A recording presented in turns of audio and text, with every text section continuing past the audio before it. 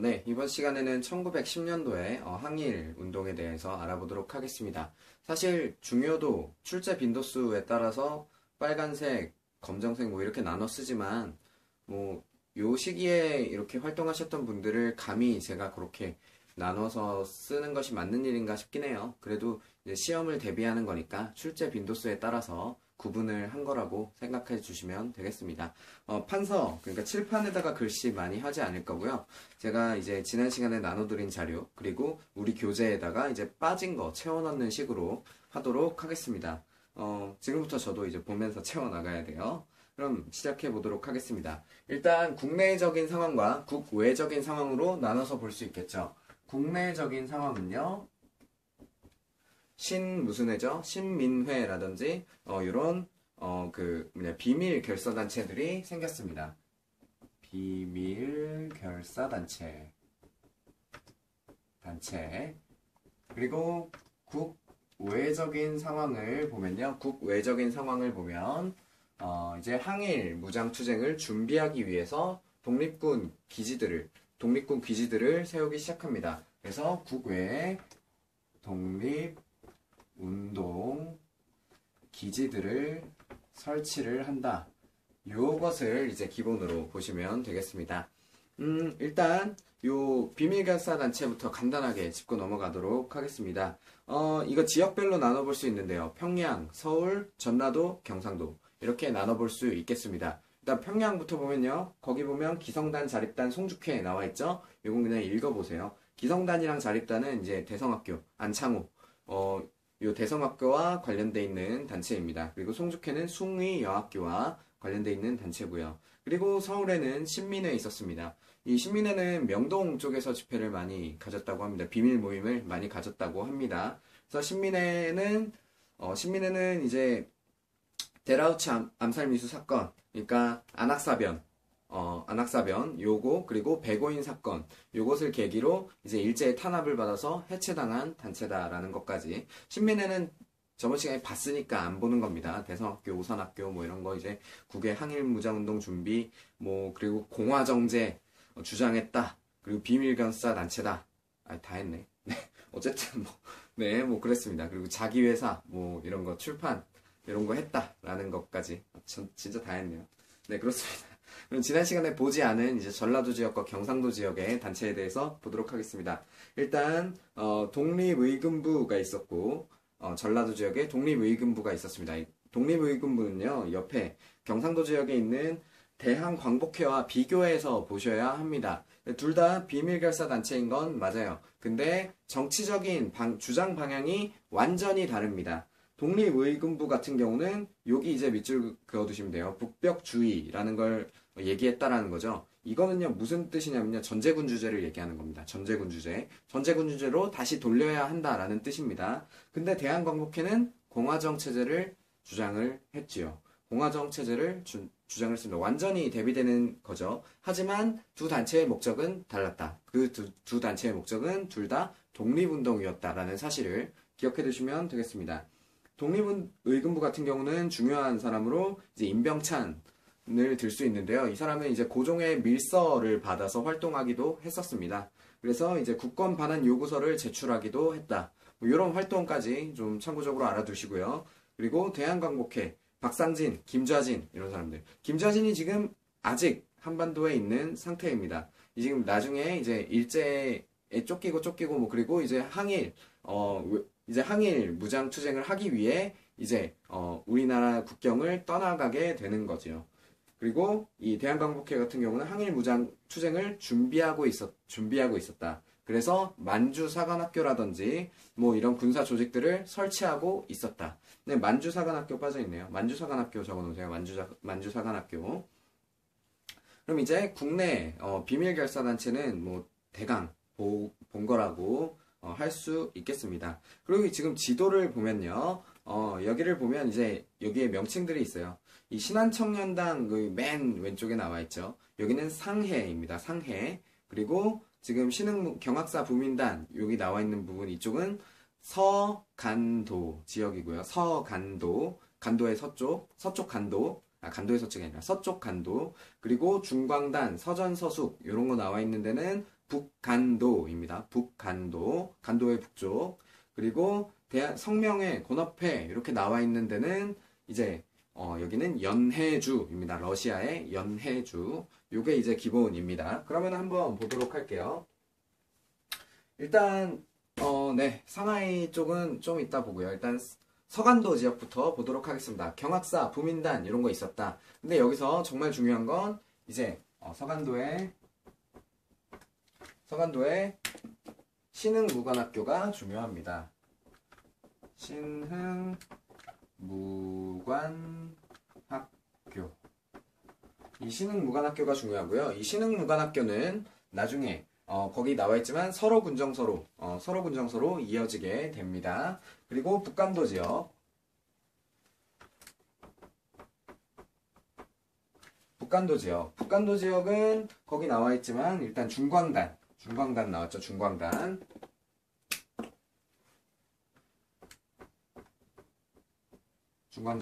그리고 대한국민회 이건 그냥 알아두시고요. 중광단 같은 경우는 거기 안 나와 있는데 이거는 어떤 종교 계열 단체가 세운 거냐면 대종교입니다. 대종교라는 건 단군 신앙을 하는 곳이죠. 그래서 대종교의 성격, 대종교가 기반이 된 그런 단체였습니다. 그래서 이것이 이제 서전서숙이라는 학교가 또 이 서간도 지역에 생기고요.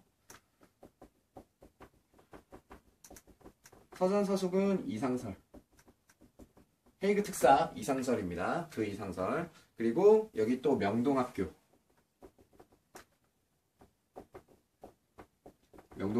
그리고 이것이 이제 나중에 북로군정서. 이 지역에 북로군정서. 그리고 대한독립군.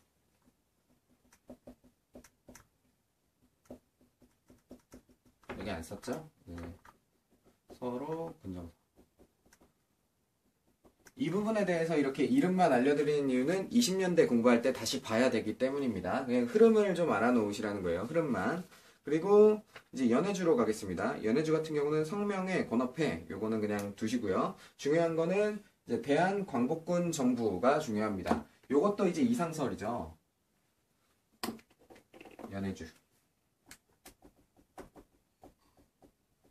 연해주의 대한광복군 정부.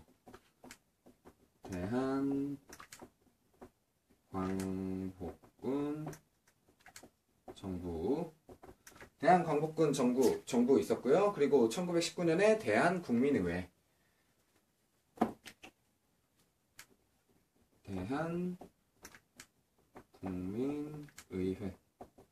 대한광복군 정부는 이상설, 그리고 대한국민의회는 손병희.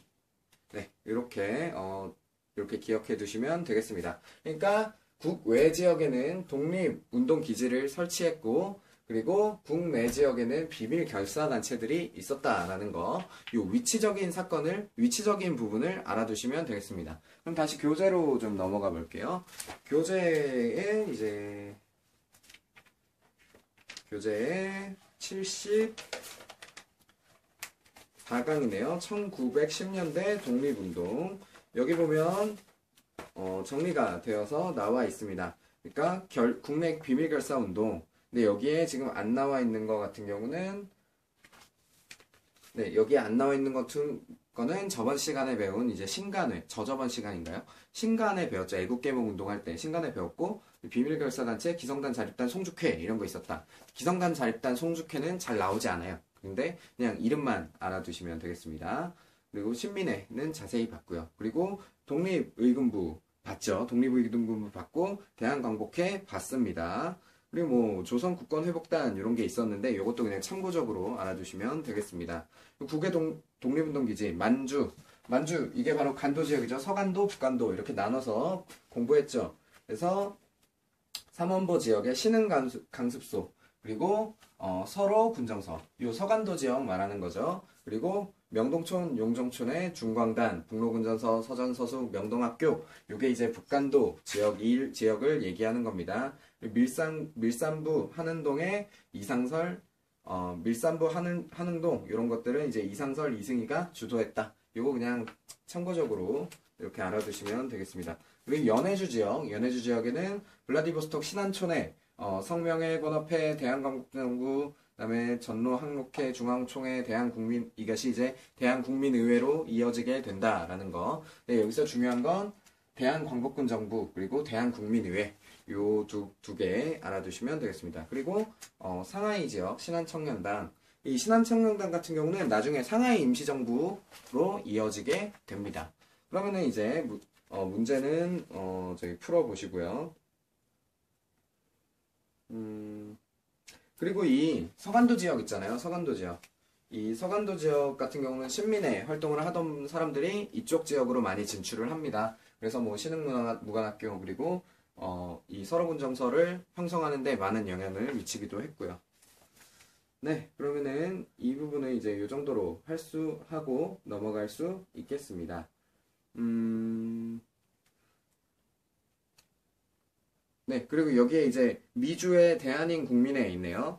요거는 박용만, 그리고 흥사단은 안창호. 그래서 미주는 이제 하와이 쪽을 얘기하는 겁니다. 하와이.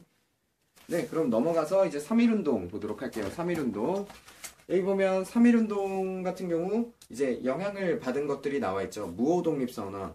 이제 1918년에 만주 지역에서 무호독립선언이 있었고요. 28독립선언 1919년에 일본 유학생들이 동경에서 선언한 겁니다. 독립을 선언한 그런 사건입니다. 이런 것들에 이어서 이제 3.1운동이 벌어졌다라고 했는데 이 3.1운동에 대해서 그 국제적인 영향과 국내적인 영향. 근데 여긴 지금 국제적인 영향은 빠져 있거든요. 국제적인 영향은 무엇이 있냐면 윌슨의 민족 자결주의가 있습니다. 이 윌슨의 민족 자결주의는요, 어떤 내용이냐면 1차 세계대전이 끝난 이후에 이제 식민지를 처리해야 되잖아요. 그래서 이 윌슨 대통령이 이런 얘기를 합니다. 각 민족의 의사결정, 각 민족의 운명은 그 민족이 정하도록 해야 한다. 그러니까 이런 선언을 우리나라에서 듣고 영향을 받은 거겠죠.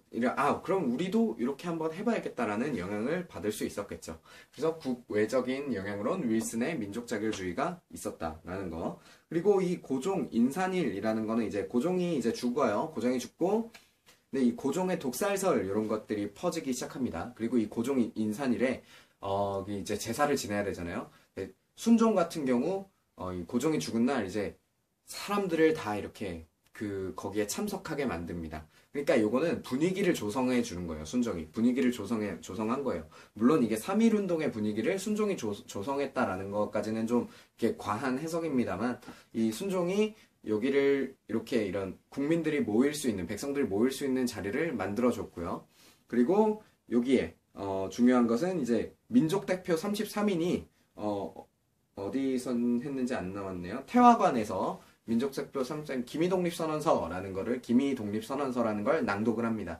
근데 여기에 이제 반 이상은 이제 기독교, 그리고 천도교, 뭐 불교, 뭐 이런 종교 인사들이 이런 걸 선언을 하는데요. 이 기미독립선언서를 낭독한 다음에 이 33인이 일본에 자수를 합니다. 독립운동했다. 그러니 우리 잡아가라 하고 자수를 해요.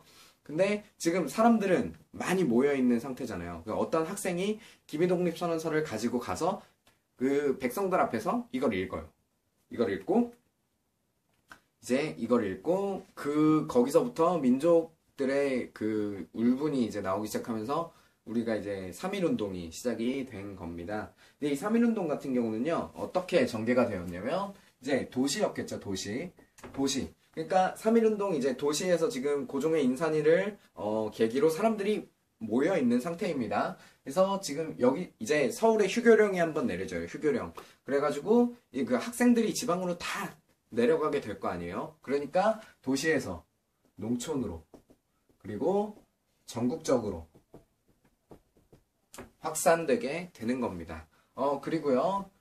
이 시위의 성격은요. 평화적인 시위에서 평화. 그러니까 비폭력 형태에서 이제 일제의 탄압이 그게 막 이렇게 강해지다 보니까 우리가 폭력 시위를 하게 됩니다. 폭력이라는 건 나쁜 뜻인 것 같지만 이 신채호 같은 경우는 폭력으로 우리가 일제를 몰아내고 독립을 쟁취해야 된다 이런 얘기도 하고요. 그러니까 폭력이라는 건 그냥 상대적인 단어예요. 상대적인 단어. 그러니까 이거는 그냥 저항해야 된다라는 그 무력으로 저항해야 된다라는 정도의 뜻을 가진 폭력입니다. 상대적인 거잖아요. 일본이 우리나라에 가는 폭력이랑 우리나라가 일본에 저항하는 폭력이랑 이거는 정도 차이 상대적인 거죠. 우리는 저항의 의미인 거고 일본은 압제의 의미가 있는 거죠. 폭력이라는 게 같은 단어라죠. 그래서 뭐 이런 식으로 지금 진행이 되었고요. 그리고 이제 이 3.1운동을 통해서 그 사람들이 깨닫게 된 것이 있습니다. 이 3.1운동이요. 이렇게 전국적으로 확산이 되긴 했지만 중심부가 없어요. 중심 세력이 없어요. 그냥 민족들이 다 같이 일어나서 와 하고 일어났는데 이끌어줄 지도자가 명확하게 없었습니다. 그래서 이 임시정부, 그러니까 우리의 독립운동을 지도해줄 사람이 필요하겠구나라는 생각을 하게 되고 임시정부의 임시정부의 수립이 필요하구나라는 의식을 가지게 됩니다. 그리고 이것이 이제 3.1운동이 도화선, 그게 계기가 되어서 국외 그리고 국내에 무장투쟁이 활발해지는 그런 계기가 되기도 하고요. 그리고 해외적인 걸로 보면 여기 보면 약소국의 민족해방운동에 영향을 주었다. 청나라의 오사운동이라든지 아니면 이제 인도 독립운동, 간디를 비롯한 뭐 이런 사람들의 영향을 주었다라고 이야기할 수 있겠습니다. 이 독립운동 같은 경우는요, 이 1910년대 같은 경우는 제가 생각하기엔 대한광복회 그리고 독립의금부 요 두 개에 비교하는 문제가 나올 수도 있고요. 그러니까 요 두 개 중에 하나를 지문으로 줘놓고 오답으로 요 두 개 중에 하나를 껴넣는 거죠. 이런 게 나올 수도 있고 그리고 그리고 뭐 지역을 고르는 문제. 서간도 지역에 뭐 있었고 북간도 지역에 뭐 있었고 연해주에 뭐 있었고 그리고 상해에 뭐 있었고 뭐 이렇게 네 가지 정도로 이렇게 고를 수 있게 만드는 문제. 이런 게 나올 수도 있습니다. 그러면 이제 3.1운동을 통해서 우리나라가 이 독립운동을 지휘해야 되는 기지의 건설을 필요로 했다라고 했죠. 그래서 세워진 것이 바로 여러 군데의 임시정부들, 그러니까 독립운동을 지휘하는 지휘소들이 생겨나게 됩니다. 그 왼쪽에 있는 표를 보시면요. 그러면은 일단 좀 정통성의 측면으로 보면요. 이 한성정부가 있습니다. 한성정부. 이 한성정부는요. 이 서울에서 한성이니까요. 서울에서 결성이 되었는데요. 여기는 이제 13도의 대표가 모여가지고 여기를 이제 임시정부다라고 선포를 하는데 이거는 좀 말이 많아요. 그러니까 한성정부의 존재 자체에도 말이 좀 있고 그리고 요것이 이제 옆에 화살표로 대한민국 임시정부를 계승했다라고 했잖아요. 요게 이제 이승만을 커버치려는 거 아니냐 뭐 약간 요런 얘기도 있고요. 여하튼 간에 뭐 그런 얘기가 있지만 어쨌든 한성정부는 한성정부라는 서울에 13도 대표가 모두 모인 정부가 있었고요. 그리고 이 대한국민의회는 아까 얘기했죠. 손병희 연해주 지역의 대한국민의회 그리고 상하이 임시정부 상해 그 신한청년단 얘기했죠. 신한청년당이 신한청년당 이후에 이제 계승된 그런 상하이 임시정부가 세워졌다라고 했습니다. 근데요, 여기 보면은 대한국민의회 같은 경우는 이 지금 국경선에 있잖아요. 국경선에 상해는 바다 건너 있단 말이죠. 이 국경선에 위치한 이 독립운동 단체들은요. 어떤 성향을 띠냐면요. 왜 국경선에 있는지를 생각해 보세요. 국경선에 있어야 쳐들어가기 쉽잖아요. 그쵸? 그러니까 북간도, 서간도, 북간도, 연해주 이런 국경 지역에 위치해 있는 거예요. 상해는 바다 건너 가 있잖아요. 그래서 상대적으로 일단 영향권 바뀌고요. 그리고 거기다가 상해에는요. 전 세계 각국의 공사관들이 다 있어요. 그러니까 외교 활동하기가 좋겠죠. 그래서 상하이 같은 경우는 독립운동에 대해서 외교주의 노선을 타고요. 그리고 서간도, 북간도, 연해주 이쪽에 있는 단체들은 무장항일 투쟁의 노선을 타게 됩니다. 근데요, 이 독립운동 단체들이 이제 그 연합을 하게 되고요. 이 규합이 되어서 이 대한민국 임시정부가 세워지게 된 겁니다. 대한민국 임시정부 같은 경우는요, 한성정부의 법통성을 계승했다라는 말은 있는데요. 어쨌든 대한민국 임시정부는 상하이에 있었습니다. 상하이. 자, 그러면은 대한민국 임시정부는 어떤 노선을 탔겠어요? 일단은 외교주의 노선을 탔겠죠. 그리고 대한국민의회 같은 경우 해체가 돼요. 해체가. 근데 이 해체된 대한국민의회의 세력을 이 대한민국 임시정부에서 흡수를 합니다. 그러니까 어느 정도의 무장투쟁적인 성격도 띠고 있었겠죠. 다만 주된 노선은 외교주의 노선을 타는 것으로 시작한다라는 거 기억해 두시면 되겠습니다. 그러면 이 임시정부의 그 흥망성쇠라고 해야 될까요? 하여간 이 임시정부의 그 진행 과정을 보도록 하겠습니다. 이 임시정부 같은 경우는요, 이 교재에 보시면요. 교재 적중예산 문제 152번 있잖아요. 여기 보면 대통령 중심제 체제, 국무령 중심, 내각 책임제 개헌 뭐 이런 식으로 해서 지금 연표식으로 나와 있어서 끼워 넣기 문제가 나왔죠. 예, 요게 무슨 뜻이겠어요? 시기별로 정리해 놓으라는 뜻이겠죠. 그쵸? 지금 그럼 시기별로 정리를 해보도록 하겠습니다. 일단 대한민국 임시정부가 수립이 되었어요. 수립이 되었는데 이 최초로 지금 이 임시정부의 의의를 먼저 설명드리자면 최초로 삼권 분립, 그러니까 민주주의의 요소 중에 하나잖아요. 삼권 분립. 그러니까 삼권 분립이 형성이 되었다. 요거 이제 좀 밑줄 그어 놓으시면 되겠습니다. 특히 입법권, 임시의정권이 있었다. 요 부분이 또 지문에 자주 나오니까요. 그래서 최초의 공화정제를 채택하게 되었다. 지금 아까도 얘기했잖아요. 대한광복회, 신민회 이런 데서 공화정을 주장만 했어요. 하지만 대한민국 임시정부를 통해서 공화제가 드디어 우리나라 역사에 실제적으로 등장하게 되는 겁니다. 그래서 대한민국 임시정부는 공화제를 채택하고 있었다. 그리고 요 초기에 실시한 제도로서 연통제 그리고 교통국, 정보시설, 교통국이라는 게 있었다라는 거 알고 계시면 되겠습니다. 교통국 같은 경우는 이 비밀 조직이에요. 연락책 같은 겁니다. 연락책. 그래서 교통국을 설치했다. 이 시기에는요, 이제 일본이 대한민국 임시정부를 가만히 두려고 하지 않았을 거 아니에요. 그래서 여기저기에 막 비밀, 뭐 이런, 부산 지역에 뭐 상회사 상회 이런 것도 설립을 하고요. 이 상회사라는 건 얘기했었죠. 예전에 청나라, 조청 상민수령무역장정, 그리고 조일소 조규 소객 이런 거 맺으면서 내지상인 그러니까 보부상이라든지 객주들이 위기가 오니까 객주들의 자본을 투자해서 상회사를 세웠다 이런 거 있었잖아요. 그런 상회사의 개념은 아니지만 어쨌든 회사를 세워서 이제 비밀 이렇게 조직처럼 숨겨서 위장 조직으로 만들어 놓은 그런 것도 많이 있었습니다. 그리고요.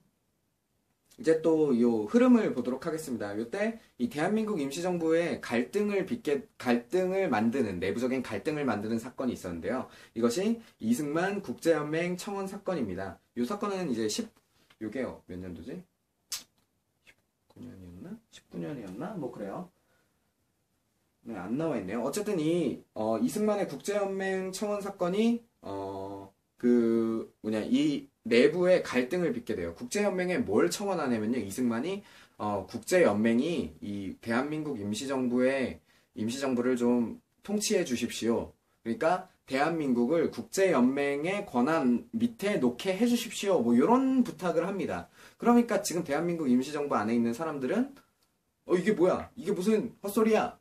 우리가 지금 독립하자는 거지. 지금 국제연맹에 나라를 갖다 바치겠다라는 거야? 뭐 이런 갈등이 생겼겠죠. 그래서 요 안에서 요런 갈등들을 해결하기 위해서 국민대표회의라는 걸 소집을 합니다.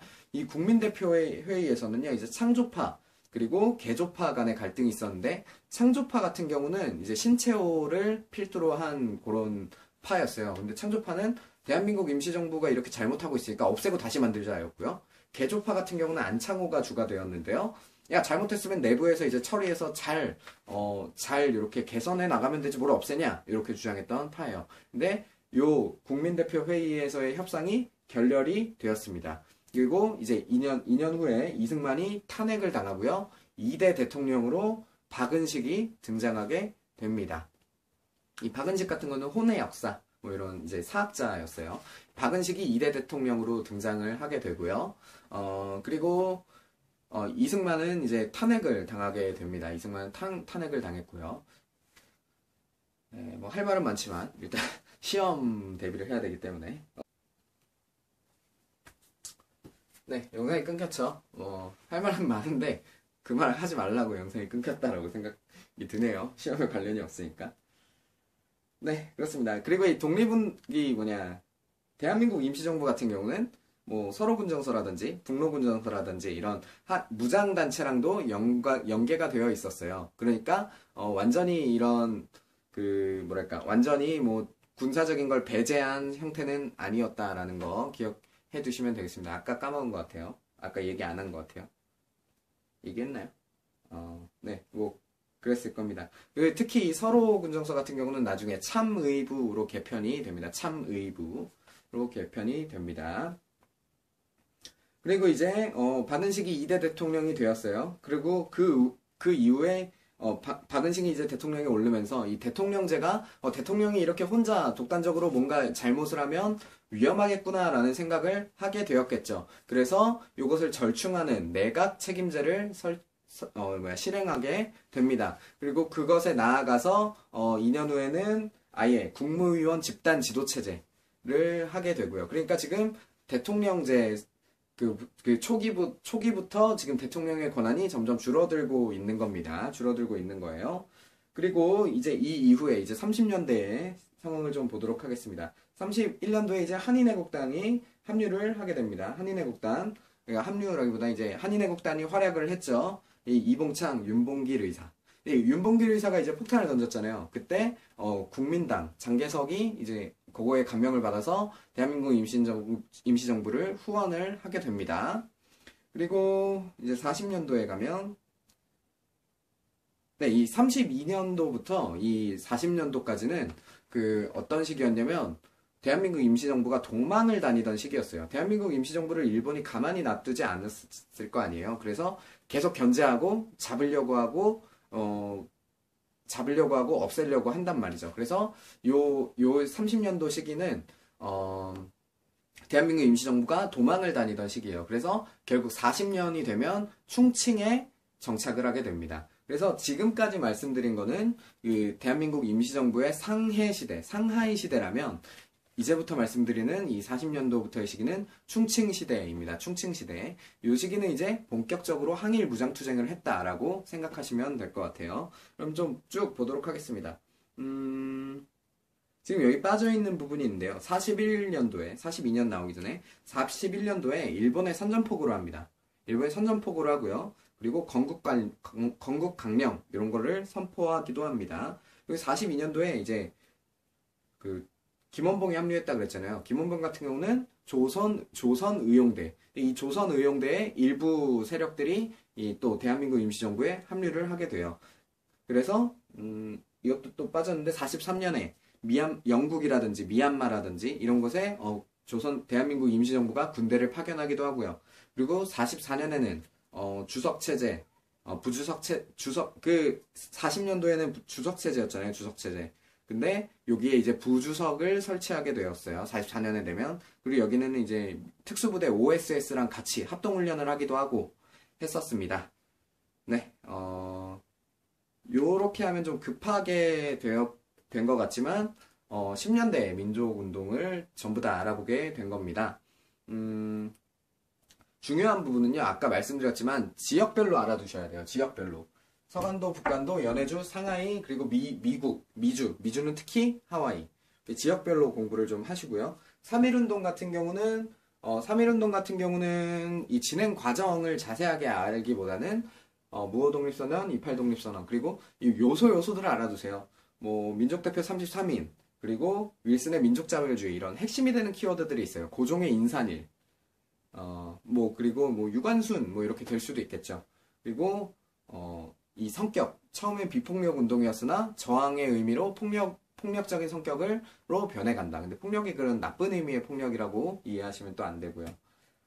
네, 그리고 해외에도 많이 영향을 미쳤다. 그리고 대한민국 임시정부 같은 경우는 최초에 이제 상해 시대에는 외교 노선을 본격적으로 타다가 충칭 시대에는 무장 독립 운동의 노선을 탄다. 이 초기에도 왜냐면 상해 쪽은 이제 외교를 하기 좋은 곳이고 간도라든지 연해주 지역은 독립운동을 하기에 좋은, 독립운동을 하기에 좋은, 이게 아니라 이제 무장항일 운동을 하기에 좋은 지역이었다. 라는 거, 요거를 포인트로 이제 채워나가시면 되겠습니다. 네, 다음 시간에는 이어서 이제 1920년대 무장독립투쟁을 보도록 할게요. 1920년대 무장독립투쟁은 좀 이제 많은 것이 나올 겁니다. 엄청 많은 것이 나올 거예요. 그래서 네, 제가 최대한 좀 정리를 해서 알려드리도록 하겠습니다.